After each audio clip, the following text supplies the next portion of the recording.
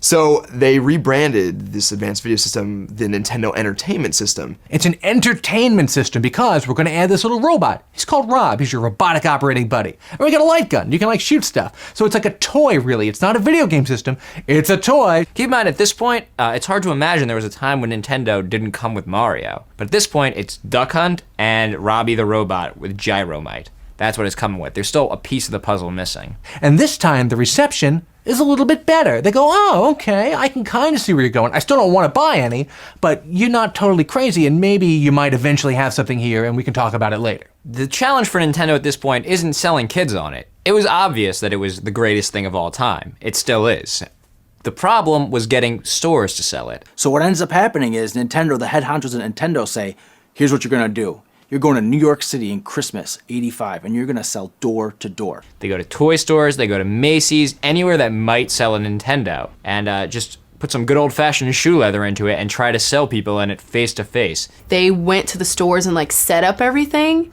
Like they brought the merchandise and they brought all the displays. That's some dedication there. That's like you really believe in your product that you're selling. Nintendo said, put this on the shelves and you're not gonna be stuck with it like you will all the other Atari stuff. If you put our stuff out and it doesn't sell, we're gonna buy it back. That's impossible. Nobody does that.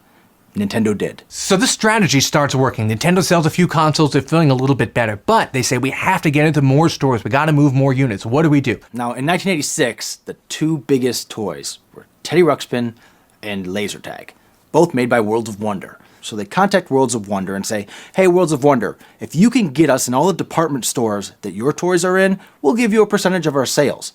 Worlds of Wonder does this. By partnering with the sales force, Nintendo was actually able to get in to sales channels with leading toy chains and department stores that they wouldn't have had access to otherwise. How do they do this?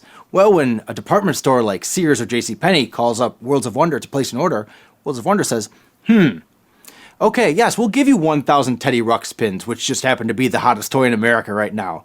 But in order to do that, you have to take 500 Nintendos. And everybody goes, oh, come on, but they do it. And it turns out to be a fantastic strategy because that gets Nintendos in front of the public and the public starts buying them up. So now it's starting to build a little bit of momentum, but then Mario comes out, and now it's got a lot of momentum. That's probably one of the greatest games ever, and it gave them a huge push. When I had the Nintendo, I also had the Teddy Ruxpin bear. Of course, I got the Teddy Ruxpin first, and I had it for a little while, but once I got the Nintendo, that thing was in the yard sale. The next year rolls around, 87, Teddy Ruxpin's over. Laser Tag is over. But guess what? Nintendo is just taking off.